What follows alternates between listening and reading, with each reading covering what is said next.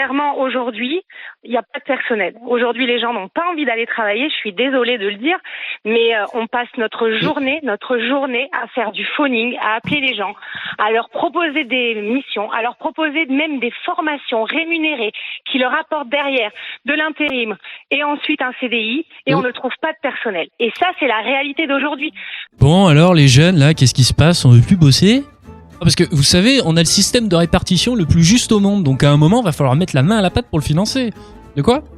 L'ubérisation profite de notre modèle social en le détruisant, tout ça permis par un conflit d'intérêts flagrant entre Macron et les géants de la destruction du code du travail. Quoi? Les branlos de cheminots sont forcés à réintégrer leur poste lorsqu'ils sont accidentés et parfois reconnus handicapés et sont sous surveillance permanente? Comment ça, la famille Muliez, qui possède un capital de 52 milliards d'euros, le montant du budget de l'éducation, lance un plan de licenciement massif?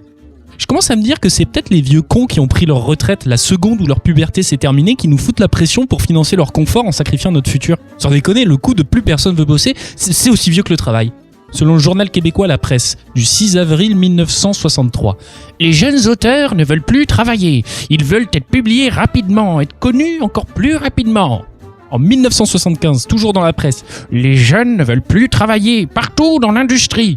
Le Quotidien, en 1976, les jeunes ont grandi dans un contexte où l'autorité a perdu de son poids. Ah bah oui, le grand classique de Gabriel Attal pour séduire son électorat à travers leur sonotone.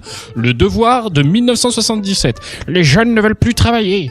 Le Nouvelliste en 1980, j'ai du mal à trouver des gens qui veulent travailler. Les jeunes ne veulent pas travailler et les plus âgés ne supportent pas la chaleur.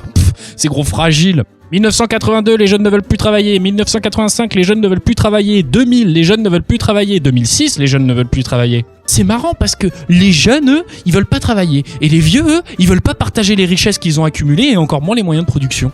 Les profits viennent bouffer les budgets de la main-d'œuvre. Les salaires sont systématiquement revus à la baisse. Le code du travail est matraqué au service d'une soi-disant compétitivité. Et pourtant, tous les petits patrons, ils viennent chialer qu'ils n'arrivent pas à embaucher.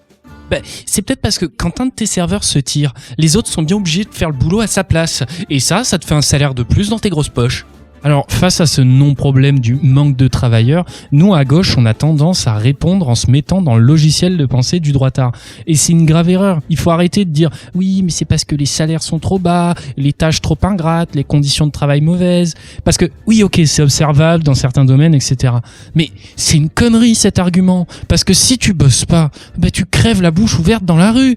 Les tafs de merde au bas salaire et avec un vieux patron qui te harcèle, y a des gens qui les font.